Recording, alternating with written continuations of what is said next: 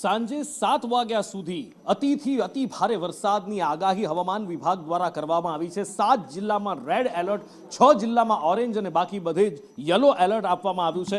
આજે nowcast bulletin હવામાન વિભાગ દ્વારા જાહેર કરવામાં આવ્યું છે અને નાવકાસ્ટ બુલેટિનમાં કચ્છ અને કાઠિયાવાડ, કચ્છ સૌરાષ્ટ્ર લાલ ઘૂમ બતાવવામાં આવ્યું છે। 7 વાગ્યા સુધી કચ્છમાં વરસાદ માટેનું રેડ એલર્ટ આપવામાં આવ્યું છે। સાંજે 7 વાગ્યા સુધીમાં અહીંયા વરસાદ વરસી શકે છે।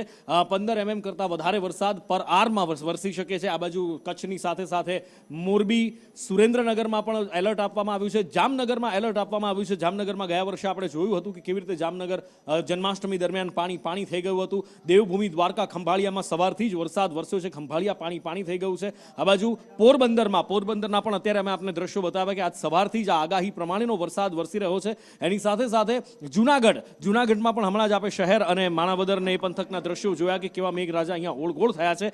એની સાથે રાજકોટ જિલ્લામાં ઓરેન્જ એલર્ટ આપવામાં આવ્યું છે।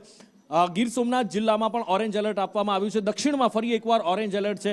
વલસાડ છે, નવસારી છે અને સુરત જિલ્લામાં ઓરેન્જ એલર્ટ આપવામાં આવ્યું છે। આ બાજુ અમદાવાદ જિલ્લામાં ઓરેન્જ એલર્ટ આપવામાં આવ્યું છે। અમદાવાદ શહેરમાં જો કે ધીમી ધારે વરસાદ વરસે છે, ઝાપટા આવે છે અને જતા રહે છે, પણ ગ્રામ્ય વિસ્તારમાં ભારે વરસાદ વરસી શકે છે અને બાકીના રાજ્યના જેટલા પણ જિલ્લાઓ છે બધે જ યલો એલર્ટ આપવામાં આવ્યું છે। હવામાન વિભાગ દ્વારા નાવકાસ્ટ બુલેટિન જાહેર કરવામાં આવ્યું છે અને સાંજે 7 વાગ્યા સુધી 7 જિલ્લામાં રેડ એલર્ટ, 6 જિલ્લામાં ઓરેન્જ અને બાકીના જિલ્લામાં યલો એલર્ટ જાહેર કરવામાં આવ્યું છે।